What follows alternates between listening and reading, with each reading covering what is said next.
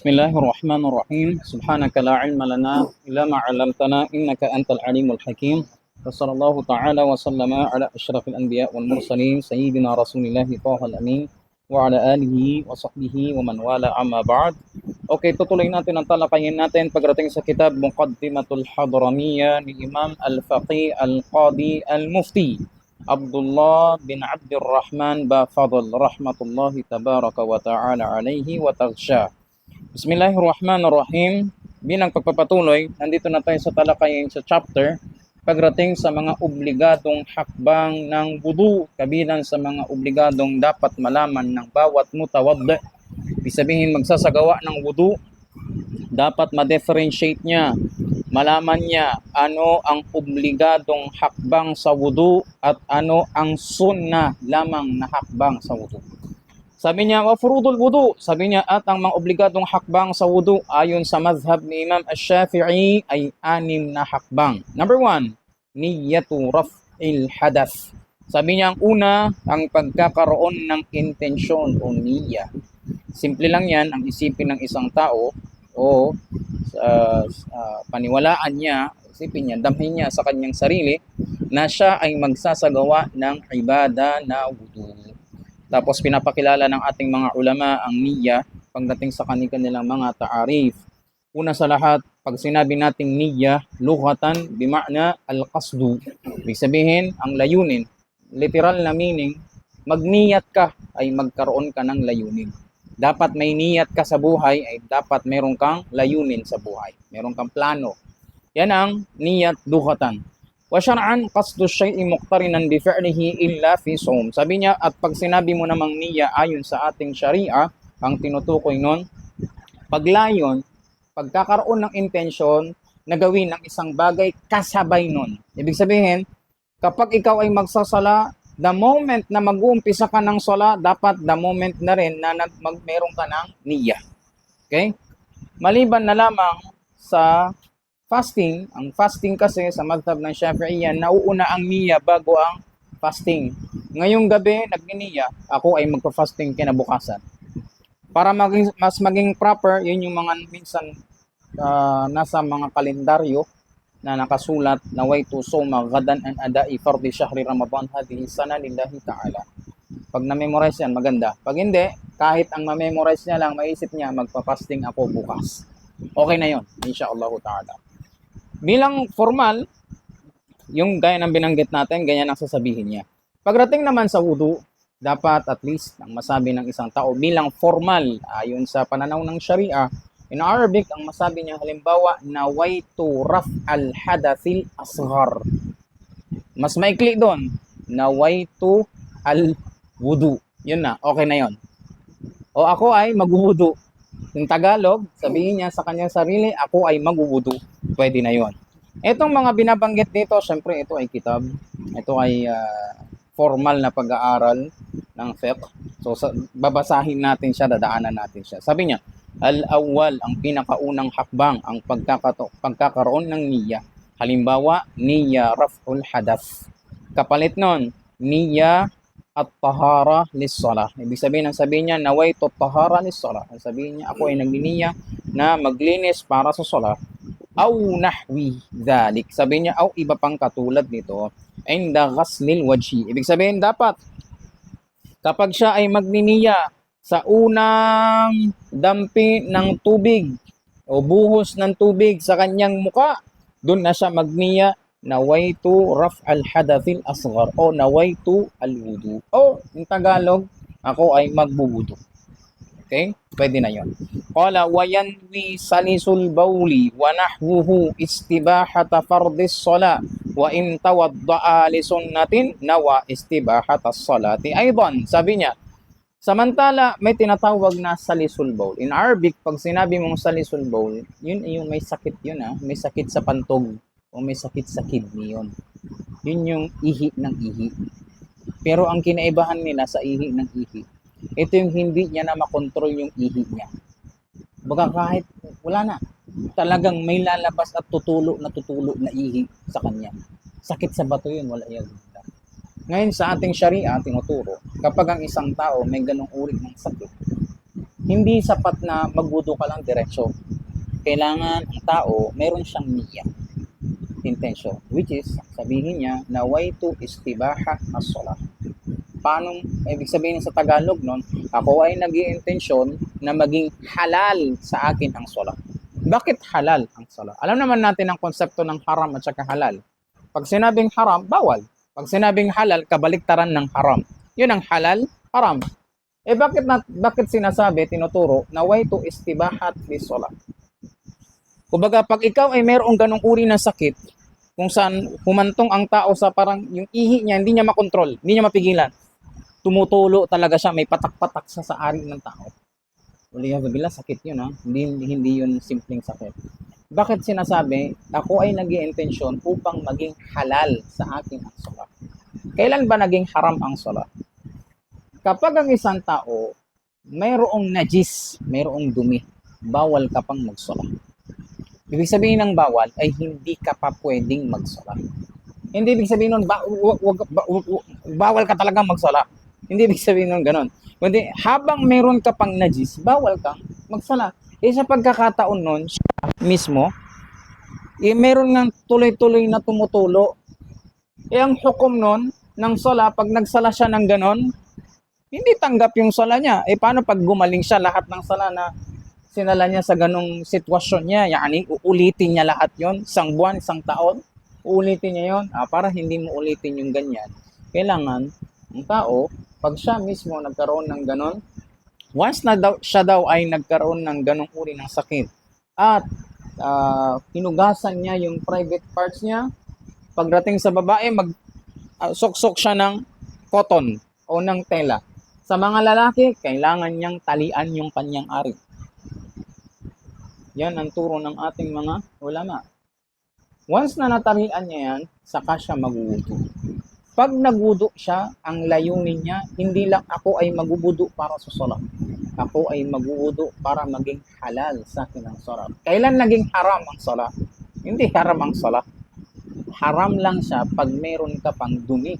Dumi yun na nandun. Hindi mo nga siya mapigilan na hindi lalabas kasi nga may sakit ang tao. So, para maging halal sa kanya, pwede sa kanyang magsala. At the same time, hindi napapaulit sa iyo ng sharia lahat ng sala na sinala mo sa ganong sitwasyon, magniyat ka. Formal, nawaitu istibaha lis-salat. Mahirap. Ako ay magwudu para maging halal. Kailangan may ganon para maging halal ang salat. Hindi naman haram ang salat. Yun nga lang sa ganong sitwasyon, nagiging haram. Kaya para maging halal, yan. Qala wa thani, ghaslul wajhi, ang pangalawang obligadong hakbang sa pagwudu, paghuhugas ng mukha. Nasa na yung paghugas ng kamay, pagmumumog, pagsisinga, yan ay mga sunnah. Hindi yun wajib. Ibig sabihin, kapag ang isang tao diretsong naghugas ng mukha, nang walang hugas ng kamay, walang mumog, walang singhot, walang singa, walang paghugas ng kanyang ilong, hukom ng wudu niya, tanggap yun, tama yun. Diretso, yun nga lang, makruh. Kasi kahit na sunna siya, ganun siya mismo ginawa ng Propeta Muhammad sallallahu alaihi wasallam. Ganun din natin siya gagawin. Pero obligado ba siya? No. Pag sinabing obligado, yani kailangan, hindi matatanggap ang wudu pag walang ganun, yun, ibig sabihin mo. Kala, athani, ghaslul wajhi, sabi niya ang paghuhugas ng muka. Tapos, ang musannif rahimahullah, gaya ng ibang mga fuqaha, ano ba yung tinatawag na muka? Ano ba yung sukatan ng muka sa tao? Kasi pag sinabi nating muka, yan nasa harapan. Di ba natin alam na pati itong nasa ibaba, yung tinuturing na muka sa wudu? Tama? Pati ito, tinuturing na muka. Parang parte na yan ng leeg Di ba? Pero yan sa wudu, muka. So, sabi niya, wahadduhu, ang sukatan ng muka. Kumbaga, pag sinabing muka, ayon sa ating sharia, dapat yung buong muka na yon mahugasan mo. Dapat madampian ng tubig. Ma bayna manabiti sya'ri ra'sihi wa muqbili dhaqnihi wa ma bayna udhunayhi. Sabi niya, pagdating sa haba, mula dito sa manabito sya'ar ay kung saan unang tinutubuan ng buhok dito sa kanyang noo hanggang sa kanyang zikn, baba. Ito, baba niya, dyan. Dito. Pati yan, kailangan niyang mahugasan. So kung naghugas siya halimbawa ng mukha at dito lang umabot, kulang yun. Kailangan pati yan mabasa. Ma'am, pag siya ay naghugas ng mukha. Kala, sabi niya pa, wa muqbili dhaqanihi wa ma baina udhunayhi, at sa pagitan nito, yan, hanggang sa kabila. Ay pagdating sa kanyang kabilang tenga hanggang sa kabilang tenga. Yan, buong yan. Yan ang tinuturing na muka ng tao. Faminhu, tapos ang musannif rahimahullah, sabi niya, faminhu al-ghamam, kabilang sa mga wajib na kanyang dapat na mahugasan kapag siya ay magwuwudu, sabi niya yung tinatawag na ghamam. Iba't ibang buhok yan, ha. Lalo na sa mga mabalbon na mga tao, sa iba't ibang mga laki. Meron sa kanila yung mga mabalbon. Okay? Tapos, alam niyo in Arabic, bawat parte ng buhok na yan, ang tao, may kanya-kanya silang pangalan. Binanggit yan sa Safinatun Najah. Tamam? Sa isang kitab, sa fiqh, tinatawag Safinatun Najah. Sabi niya, faminhu al-ghamam. Ano yung ghamam? Ghamam, tawag yun sa buhok sa noo. May mga tao kasi na may buhok sa noo. Sa atin, bilang mga Asian, wala tayong ganon. Wal hudba. Hudba, pilik mata. Kailangan yun, mabasa yun. Literal, nababasa naman natin yan. Pero kailangan siguradong mabasa yun. Wal hajib. Hajib, kilay. Washarib, yung kanyang bigote. Wal idharain. Ito yung kanyang buhok dito sa yung mga ibang mga lahi. Meron silang yung balbas nila hanggang dito. Mula sa tenga, nagdudugtong yan hanggang kanilang dyan. Ito yung tinatawag yan, idharain. Sabi niya, wal anfaqa. Anfaqa, ito, yung buhok o parte ng balbas sa ibaba ng kanyang labi. Hindi balbas. Tawag dito, anfaqa. Ang tawag dyan, anfaqa. Basharan wa sha'ran wa in kathufa. Lahat ng nabanggit na mga uri ng buhok, kailangan mabasa ng tubig, sigurado. Balat man o buhok, kahit pa makakapal ang mga nabanggit na yan. Wa sha'rul lihya wal 'arid in khaffa. Samantala, pagdating naman sa balbas, ay kapag ang isang tao mabalbasin, habang kanyang balbas, makapal ang kanyang balbas. Sa Shafi'iyya, hindi wajib na dapat yung tubig paabutin hanggang sa loob. Tama? Kahit na yung sa labas lang ang nabasa, hindi na yung sa loob. Pero ang sunna, kapag siya ay magwudu, yung tinatawag na kathul lihya. Na yung kathul lihya, gamit ng kanyang basang kamay o palad, ay hahagurin niya mula sa baba pataas ang kanyang lihya, ay ang kanyang balbas. Qala ghasala zahirahu wa batinahu wa in kathufa ghasala zahirahu. Sabi niya, in khaffa, kapag hindi makapal, manipis lang ang kanyang balbas, ganun din ito, manipis lang, baga nakikita. Anong sukatan ng manipis na balbas? Yung nakikita yung kanyang balat. Yung kulay ng balat niya nakikita.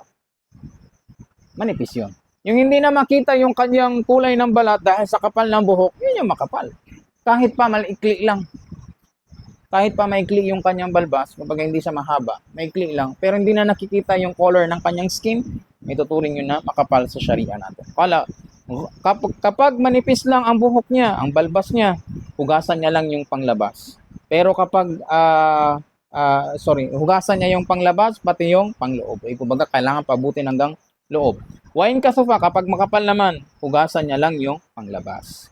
Next, wayustahabbu takhlilul lihyal kathah bi asabi'ihi min asfal. Gaya na binanggit natin, sunna ang takhlilul lihya. Ibig sabihin yung tag dito, yung paghagod, yung basang kamay, hahagurin niya mula sa ibaba pa pataas, ganyan. Asalis, ikatlong obligadong hakbang sa wudu, ghaslul yadaini ma'al mirfaqaini wa ma 'alayhima. Sabi niya, ang paghuhugas ng magkabilang kamay. Wa ma 'alayhima, at ano pa man dito. Ibig sabihin, mula dito, tamam? Siko, itaas ng siko. Taas ng siko, yan. Pababa. Yan ang obligado niyang mahugasan. Ngayon, pagdating dyan, Alam naman natin, dalawa ang kamay natin. Ang sunnah, mauna ang kanan bago ang kaliwa. Pero hindi yun wajib. Kahit nagkamali ang tao, ang nauna niyang hinugasan kaliwa bago ang kanan, tanggap ang wudu niya. Bakit? Dahil mauna yung kanan bago yung kaliwa, sunnah yun, hindi yun wajib. Ibig sabihin, hindi siya obligado. Okay? Sabi niya, Ar-Rabi', ika-4 na obligadong hakbang sa wudu. Mashu shay'in min basharatir ra'si aw sha'rihi aw sha'rin fi haddih. At ang ika-4 na obligadong hakbang pagdating sa pagwudu ay pagpunas ng ulo. Pag sinabing punas, magkaiba yun sa hugas. Yung punas kasi, pagbasa yung kamay mo, tapos ginampi mo, ganyan mo halimbawa, hinagot mo halimbawa sa yung balat, punas yan. Pero kapag hugas, dapat may umaagos na tubig. Ngayon, ang ginawa niya halimbawa sa kanyang ulo, hinugasan niya, imbis na punas lang. Mas tama yon kasi sobra yon sa punas. Pero ang hinihiling lang sa kanya ng Sharia, punasan niya lang. Gamit ng basang kamay, hagurin niya yung kanyang ulo. Ganyan, no? Ayan. Tama? Tapos, pabalik. Tapos, pabalik ulit sa likod. 3 beses. Ang minimum, at least 3 hibla ng buhok ang kanyang mabasa. Gamit ang kanyang basang kamay. At pagdating dyan, sa buhok niya, dapat may tinatawag ang ating mga fuqaha, tinatawag na haddur ra's, sukatan ng ulo. Kung may sinatawag na sukatan ng muka, kung saan yun yung tinuturing na muka ayon sa ating Sharia, ganun din, may tinatawag na sukatan ng ulo. Ano yung sukatan ng ulo? Mula dito sa manabit o sha'r, dyan. Mula dito sa sinutubuan ng buhok, hanggang dun sa pinakadulong tinutubuan ng buhok sa likod. Yan. Tama? Tapos sa itaas ng kanyang tenga, kung saan man yung ito yung tenga, tapos yung buhok sa itaas ng tenga. Di ba? Hindi naman diretsyon nakadikit yan. Merong pagitan mula doon. Yan, mula dyan, paikot hanggang likod. Pinakamadaling halimbawa dyan, gamit ang kufya. Yan. Bakit ba tinuturo yan? Pag mahaba kasi ang buhok ng isang tao, tulad ng mga babae. Tama? At ang sabi, kahit ang mapunasan niya lang 3 hibla ng buhok, ang pinunasan niya dun sa dito, hindi tanggap yun. Para masabi na nagawa niya yung kahit na yung minimum, dito mismo sa anit. At hindi lang basta anit. Kasi lahat ng dito, anit yan. Ito, anit to. Ito, dito, anit yan. Pabilog yan eh. Pasok ba yan? Halimbawa, pag sinuot ko halimbawa yung aking kufya, yan, yung lahat ng nakikita nyong nakalabas na buhok, hindi yan yung minimum. Kumbaga dapat kung ano yung nasa loob. So kung halimbawa, ganyan, ang pinunasan ko halimbawa ito, hindi tanggap yun. Kailangan yung nasa loob ng kufya, nasa loob nitong ito, kufya. So kung halimbawa, tinaas ko siya halimbawa at dito ako nagpunas mula dyan sa anit niyan, pag ganyan, tanggap na ba? Tanggap na. Yan ang minimum. Para hindi ka mahirapan sa ganyan, pinakamainam, gawin mo yung sunnah. Ganun. Tapos, hindi mo na kailangan isipin kung ito ba yung ganito. Tabaan yan ay pinag-aaralan yung mga ganitong uri ng aralin sa mga estudyante. Ikalima, obligadong hakbang pagdating sa wudu, ghaslu rijlaini ma'al ka'baini wa shuquqihima. Sabi niya, ang paghuhugas ng paa kasama ng hanggang kaab, ibig sabihin bukong-bukong yung buto sa kanyang paa. Yan. Kailangan lagpas. Kailangan niya na mahugasan niya yan pababa. Kasama sa mga dapat niyang hugasan kung sakali yung paa niya mayroong mga hiwa, which is lalo na sa mga lalaki. May mga hiwa yung paa niya, kailangan doon ay mahugasan niya yun. Sabi ng Propeta Muhammad sallallahu alaihi wasallam, meron isang sahabi na naghugas ng kanyang wudu ay ng kanyang paa sa pamagitan ng pagsawsaw lang ng paa niya sa tubig. Mga sinawsaw niya lang. Tapos na. Sinabi ng Rasul sallallahu alaihi wasallam, iligtas ninyo ang inyong mga paa mula sa apoy ng Jahannam. Ano yun? Sa pamagitan ng paghuhugas ng maayos ng paa sa wudu. Sabi niya. At ika-6 na hakbang wudu at tartib. Ibig sabihin yan, ang gawing tuloy-tuloy, magkakasunod. Dapat mauna yung muka. Tamam? O at least, alam niya yung step ng wudu. Pag alam niya yung step ng wudu, alam niya na yung tartib. Ba yung tartib? Yan, may sunod-sunod. May pagkakasunod-sunod. Falaw ghatasah sahha wudu'uhu wa in lam yamkus.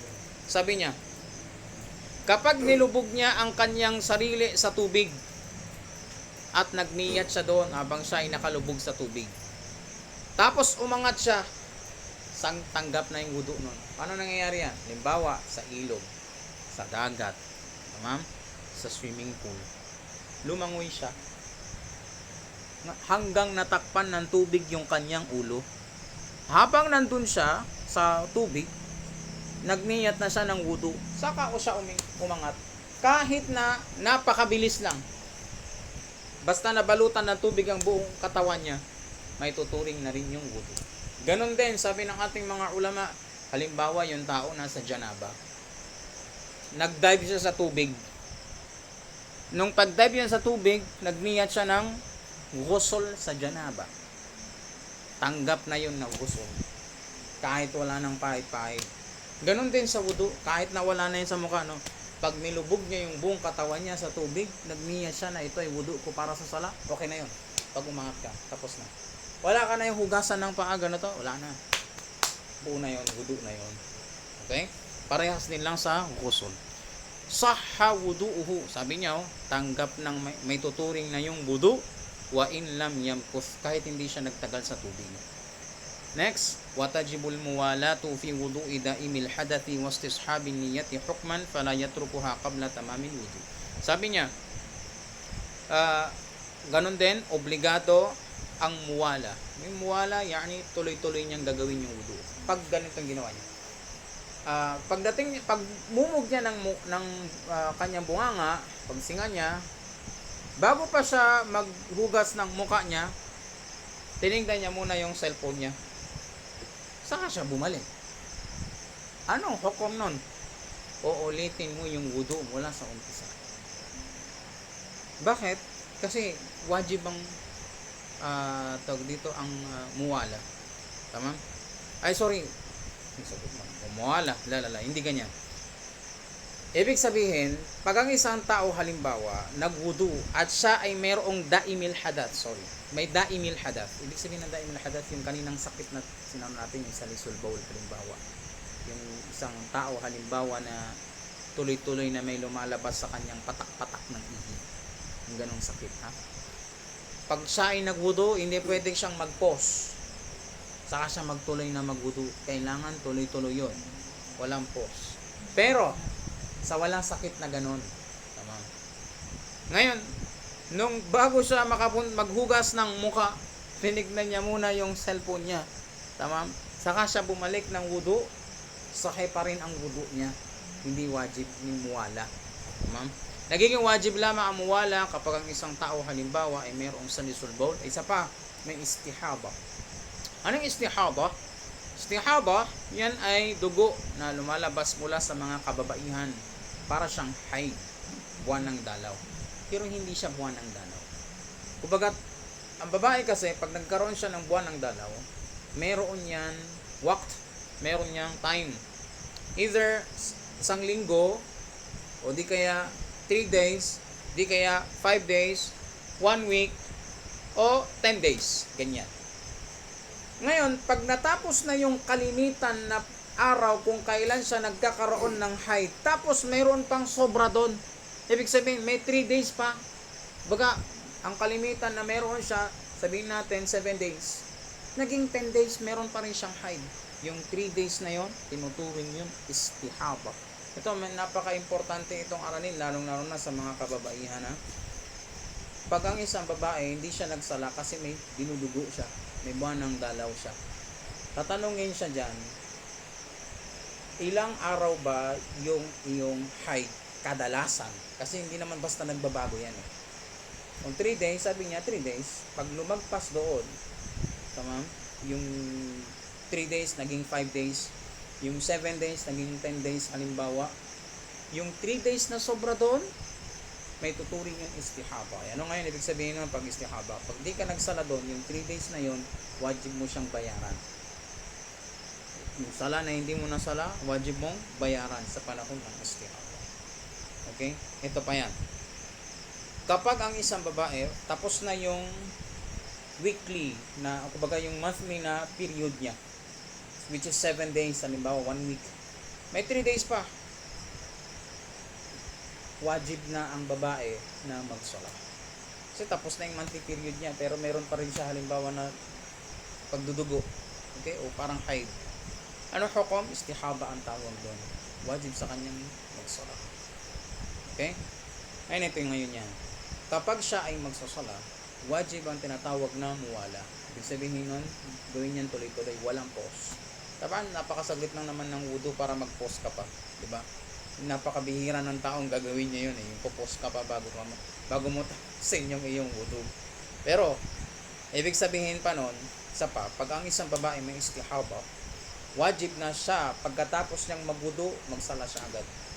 Kumbaga kung ano yung kakailangan niya sa sala, tulad ng pagsusuot ng hijab, pagsusuot ng kamis, pagsusuot ng pangsala, yan. Pag nagawa niya na yan, diretso na siyang sala. Hindi yung mag-Facebook pa ako, mag-wifi pa ako, saka siya magsasala. Hindi pwede yun. Pag ginawa niya yon, obligado siya ulit mag-ulit ng wudu from the first. Saka siya magsasala. So isang mahalagang palalayan ha. Qala wa tajibul muwalatu fi wudu'i da'imil hadathi. Sabi niya at obligado na kailangan tuloy-tuloy ang wudu para sa may mga da'imul hadath. Wastishabun niyya hukman. Isa pa, mahalaga din. Kailangan panatilihin yung intensyon niya sa wudu. Ano ibig sabihin ng panatilihin ng intensyon sa wudu? Kailangan hindi matanggal yon. Paano mo masabi na ang niyat sa wudu tanggal na sa'yo? Halimbawa niyan, nagwuwudu ka. Bigla mong naisip, pag dumating yung parcel ko, mamaya na ako magwudu. Tapos na ang wudu mo. Anong mangyayari nun? Uulitin mo sa umpisa yung wudu mo. The moment na nagkaroon ka ng isip na puputulin ko ang wudu, pag may nangyaring ganito, kapag ganito, uulitin mo yung wudu mula sa umpisa. Kailangan manatili yon. Magwudu ako para sa sala hanggang matapos yun. Hanggang mahugasan mo yung paa mo magkabilaan. Ganon din sa sala. Kapag ang isang tao nagsala, bago pa siya magsala, may hinihintay na siyang tao. Sabi niya, tagal pa ata si ganito. Magsala muna ako para tapos na ako magsala. Nagsala siya. Sa sala niya, habang siya ay nagsasala, nasa isip niya, o sumagi sa isip niya, siguro pag dumating si Fulan, mamaya na ako magsala. Ano hukom? Batal ang sala niya kaagad nun. So, ano mangyayari? Uulitin niya ang sala sa umpisa. Ganun din sa wudu. Qala fala yatrukuha qabla tamamil wudu. Hindi niya to pwedeng alisin yung niya bago pa makumpleto ang kanyang wudu. Next, ito medyo maikli lang ito. Ang next na chapter pagdating sa mga sunna sa wudu. Ano yung mga sunna sa wudu? Number 1, ang pagsisiwak. Kapalit ng siwak, kung wala siyang siwak, at least toothbrush. Wala, karamihan sa atin wala siwak. Okay? Tapos niyan, gaya din lamang, sunna ang pagbismillah sa siwak, sunna din magbismillah bago mag-toothbrush. Tama? Thumma at-tasmiyatu makrunatan bin niyati ma'awwali ghaslil kaffain. Sabi niya, pagkatapos noon, magbismillah siya kasabay ng niya sa pinakaunang paghugas niya ng kamay. Ang paghuhugas ng kamay, sunna. Hindi siya wajib. Tama? Maliban na lamang kapag marumi yung kamay mo. Magwudu ka, halimbawa, grasa-grasa, o di kaya sabihin natin, putik, o ano pa man, naghawak ka ng marumi, halimbawa, diretso ka na magwudu, maghugas ka na ng mukha, hindi pwede yun.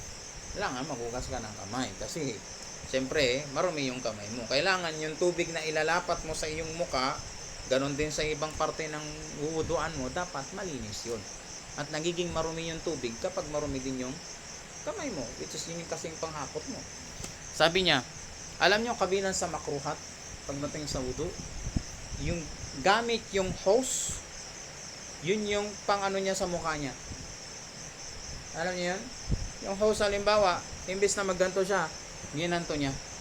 Hukom nun makruh, pero tanggap yun. Pakunnon makruh. Ganon din, pagdating sa kanyang kamay, kinaganto niya. Sa ulo niya, ganon din. Sa paa niya, post din. Pakunnon makruh. Pero, tanggap. ثم تسمية مقرونة بالنية مع أول غسل الكفين. والتلفظ بالنية kabilang sa mga sunnah, bigkasin niya mismo ang niya. Nawaitu al-wudu.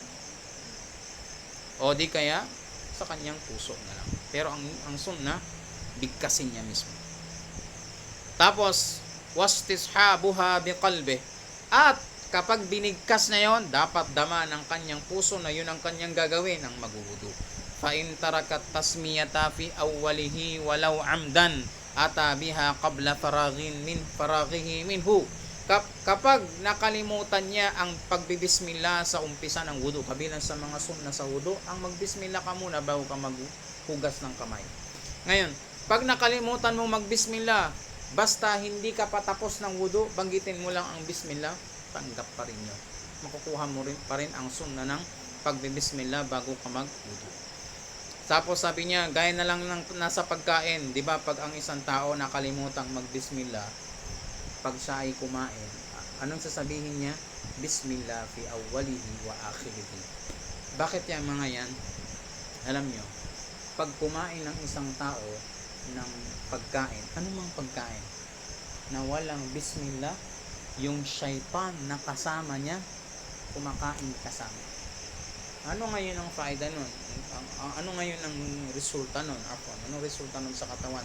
Walang baraka yung kinain niya. Kaya alam nyo, sabi, araw-araw, sa tuwing nagkikita ang mga tao, nagkikita-kita din yung kasama nilang mga syaitan.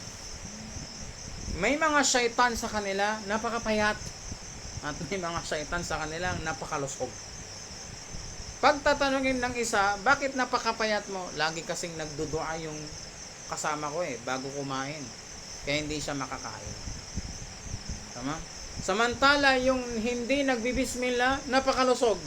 Pag tatanungin siya, bakit napakataba mo? Napakalusog mo? Walang bismillah yung kasama ko. Pag kumain yun, lagok lang. Pak.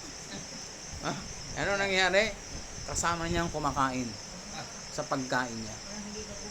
Kaya nga isa pa sa mga sunna, pag ikaw ay papasok ng bahay, ay magbismillah ka. Alam nyo, may mga syaitan na pagtatanungin nila, kumusta naman ang tulog mo? Sarap na ang tulog ko. Bakit? Yung kasama ko kasing tao na sinasamahan ko, walang bismillah yon, walang dua-dua yon. Kaya alam nyo ba, pag ang isang tao halimbawa, matutulog na siya, hindi ka pa tulog, nakahiga na dun yung syaitan sa higaan mo. Wala kang dua. Pero pag ang isang tao nagbismillah pag pumasok, nagdua pag siya ay bago matulog, yung syaitan niya natutulog sa labas. Siya natutulog sa loob. So ano ngayon ang faida nun? Mas mahirap kang managinip ng masama. Yung alam niyo yung mga binabangungot, kadalasan yan, walang wudu o di kaya walang dua bago matulog. Pag napagtripan ng syaitan, bigyan ko nga ito ng pangit na pangitain. Alam niyo, isa pa sa may tuturing nating masamang panaginip, yung mabuting tao sa'yo, gagawin sa panaginip mo, masamang tao, inaaway ka o galit sa'yo. Para saan yun? Yun yung gustong sabihin ng Allah subhanahu wa ta'ala. Ang nais ng syaitan ay pag-awayin ang mga tao, liyahzunahum, upang malungkot sila. Yun yung gusto. At pag ikaw naapektuhan ka doon, bakit kaya ginawa sa akin yun ni Fulan? Wala namang alam doon si Fulan. Wala din naman siyang na saktan ka niya o ano pa man ang gawin niya sa'yo. Pero si Shaitan, ginagawa niya yun sa mga tao para malungkot sila. At pag nag-umpisa ang umaga mo, kagigising mo, malungkot ka, sabi ni Shaitan, goods. Ano ngayon na mangyari pag ang isang tao malungkot sa umaga pa lang? Wala ka nang gagawin, tamad ka na. Yun yung gusto niya. Kailangan magkaroon ka ng laziness, katamaran. Kailangan tamad ka. Yun yung gusto niya. At pag tamad ka, hindi ka gumaga, wala kang masyadong gagawin, tuwan-tuwa syaitan kasi siya rin hayahay din ang buhay. Tama? Allah Akbar. So, nabanggit natin yan kasi sabi niya, pag nakalimutan mo magbismillah sa umpisa ng wudu, kabilang sa mga sunna ng wudu, ang pagbibismillah. Bago ka matapos ng wudu, pag naalala mo, bismillah ka. Kahit nasa baka ka na, bismillah ka, sabi niya. Sabihin mo, gaya ng nasa pagkain, bismillah fi awwalihi wa akhirihi. Alam niyo, ang pag binanggit yan, binanggit mo yan, ha? At nakalimutan mong magbismillah bago kumain, naalala mo, bismillah. Bismillah fi awwalihi wa akhirihi. Kahit di ka na magano, sabihin mo lang, bismillah fi awwalihi wa akhirihi. Lahat ng kinain ng syaitan, iluluwa niya. Susuka niya. Bakit? Dahil bismillah ka na para mo binawi sa kanya lahat ng pinakain mo sa kanya. Ganoon ang nangyayari. At kapag ang isang tao nagising sa gabi, nakalimutan niya na magdua, pag gising niya sa gabi, bago siya bumalik ulit sa tulog, nagdua siya. Para niyang pinalayas yung natutulog ng syaitan. Uy, doon ka sa labas. Lalo siya tuloy magagalit sa tao yun. Tama? Kaya sabi ng ating mga ulama, araw-araw na nagkikita ang mga tao, araw-araw din nagkikita ang mga syaitan nila. Walang dua, walang ta'alluq, walang connection ng tao kay Allah subhanahu wa ta'ala. Mas makikita ng bawat isa sa kanila, mas malalaki yung syaitan nila. Ano ngayon ang epekto sa tao kapag mas malalaki yung syaitan nila? Mas madali silang mawaswasan, mas madali silang mabulungan, madali silang maapektuhan. Tataba yung mga syaitan nila, malalaki. A'udhu billah. Qala, sabi niya, kuriha fa in lam yatayaqqa thumma ghasla al-kaffayn. Pagkatapos niya, maghugas siya ng kamay. Fa in lam yatayaqqan tuhrahuma kuriha ghamsuhuma fil ma'il qalili wa ma'in qabla ghaslihima 3 marrat. Sabi niya, kapag hindi pa siya sigurado na malinis ang kanyang kamay, makruh na ilubog niya ang kamay niya para kumuha ulit ng tubig. Kaya nga, alam niyo, kaysa sa mga sunna, pagdating tayo ay magwudu, ang magniya siya na tinatawag na niyatul ikhtiraf. Ako ay niniyat ng ikhtiraf. Ikhtiraf ay pagsalok ng tubig. Sabi niya, makruh na ilubog ito sa konting tubig. Ganon din, sa ano mang quantity ng tubig maliban na lamang sa kathir o marami, bago niya pa man ito tuluyang mahugasan ng 3 beses. Pagkatapos, kabilang sa mga sunna, ang pagmumumog 3 beses. Thumma al-istinshaq, tamam, ibig sabihin pagsingot ng tubig, at ito hanggang dito lang, hindi singutin niya hanggang ulo niya, masakit yun. Wal afdal al-jam'u bainahuma bi 3 gharafatin yatamadmadu min kulli gharafatin thumma yastanshiku bi baqiha. Ang pinakamainam, sabi niya, pagdating sa pagmumumog at saka pag-istinsya, kumuha siya ng dakot ng tubig. Sa dakot ng tubig na yon, kasabay ng pagmumog niya, yung kanyang singhot. Ganon din, 3 beses niya.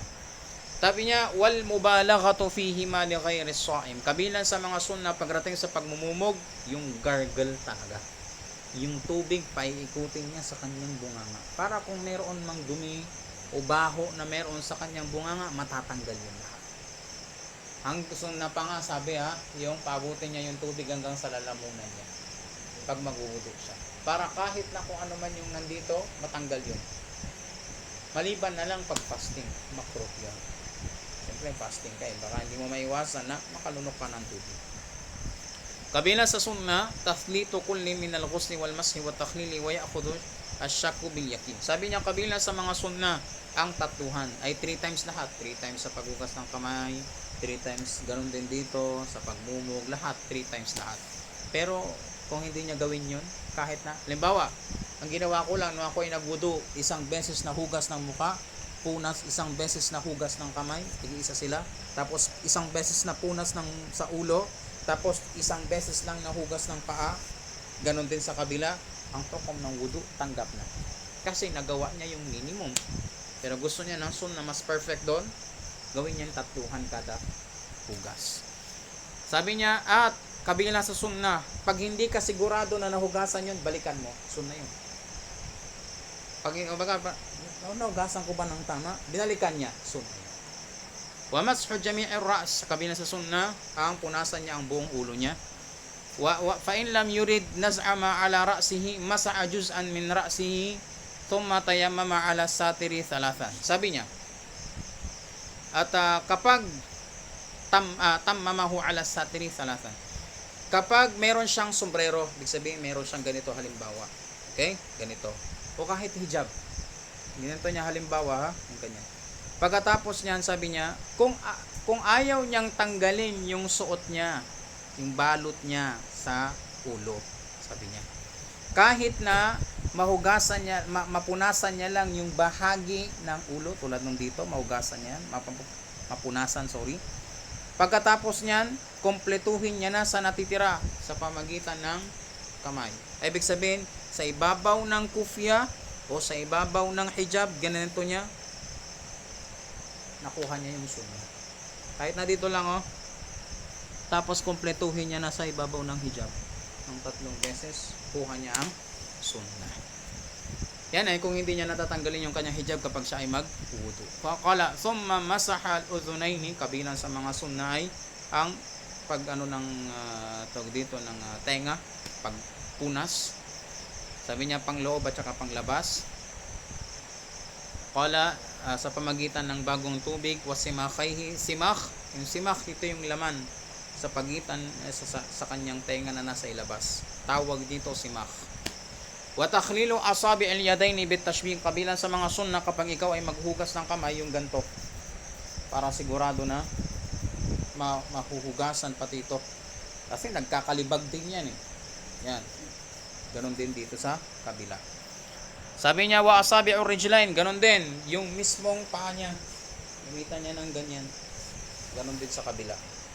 Kabilang sa mga sunnah yan.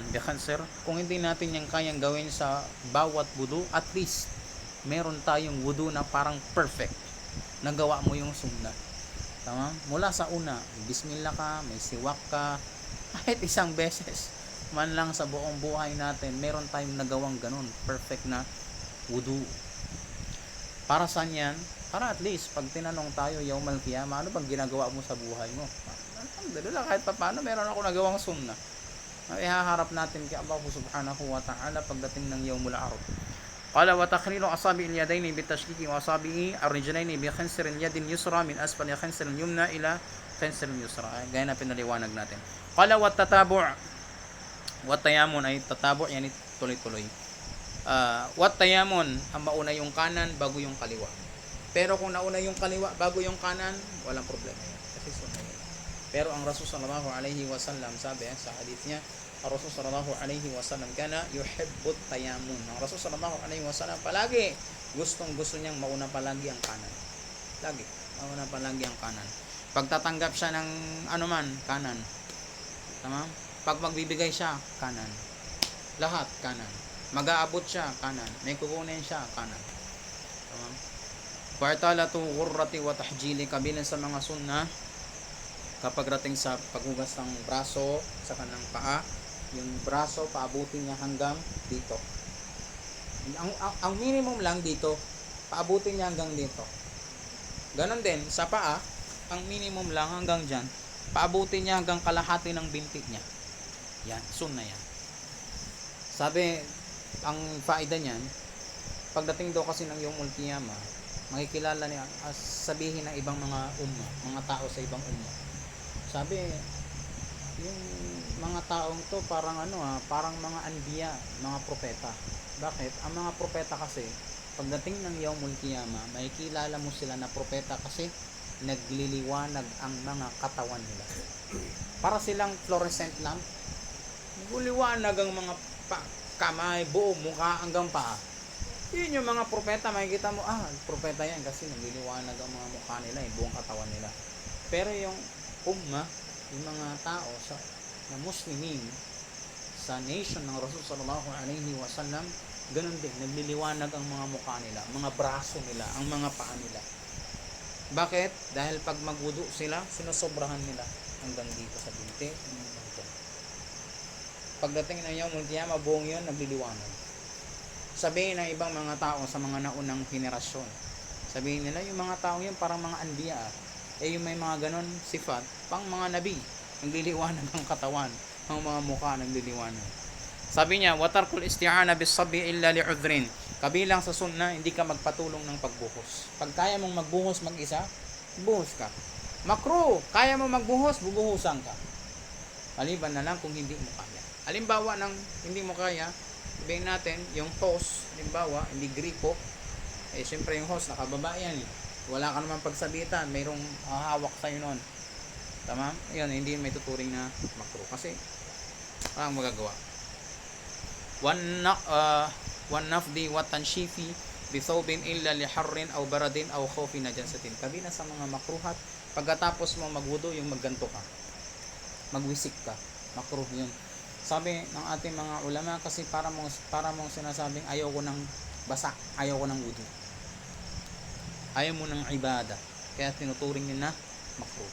Kabilang din sa mga makruhat, maliban na lamang kung sobrang nagtutuyo yung balat, o di kaya sabihin natin pag sobrang lamig, yung magpupunas ka ng muka pagkatapos mo magwudu.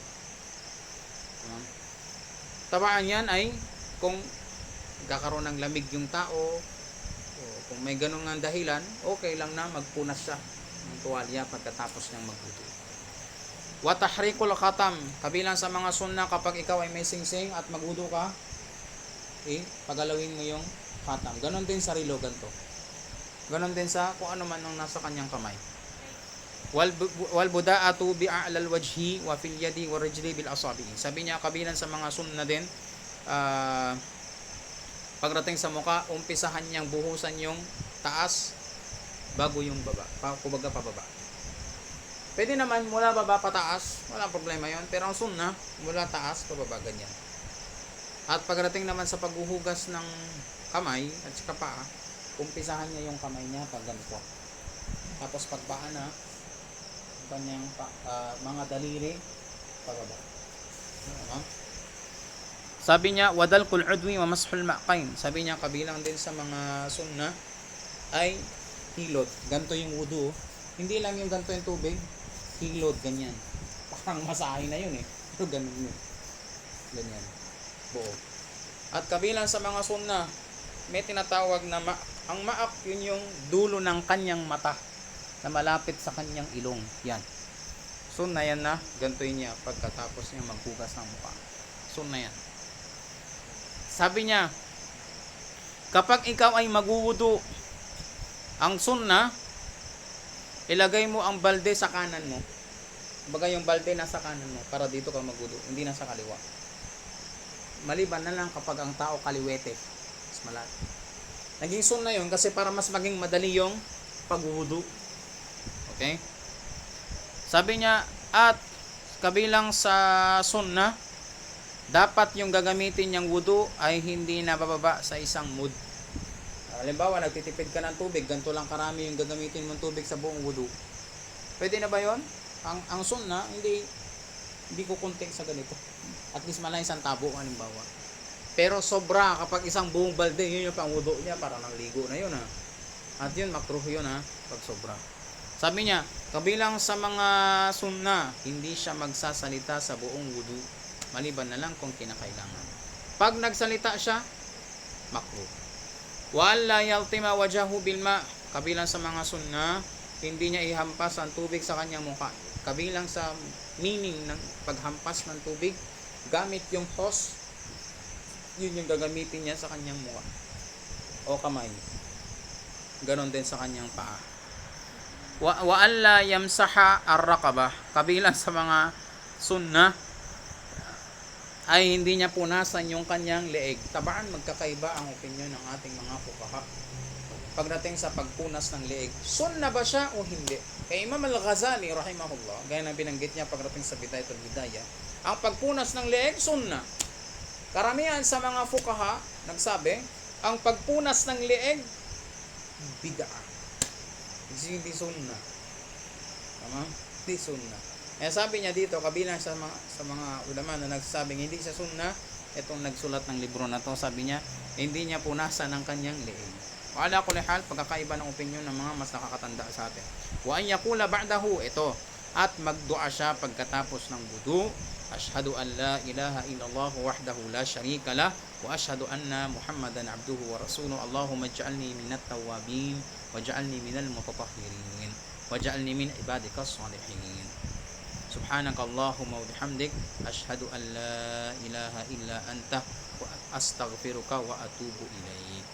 Sabi niya, walang problema kung siya ay magdudua kada siya ay maghugas ng kanyang bahagi ng katawan. Wala ba sa biddu'a inda al-a'dha, ay walang problema kung siya ay magdudua sa bawat bahagi ng katawan. Diyan natin tapusin ang ating ta'lim. Sallallahu ala sayyidina Muhammad wa ala alihi wa sahbihi wa sallam. Wallahu a'lam.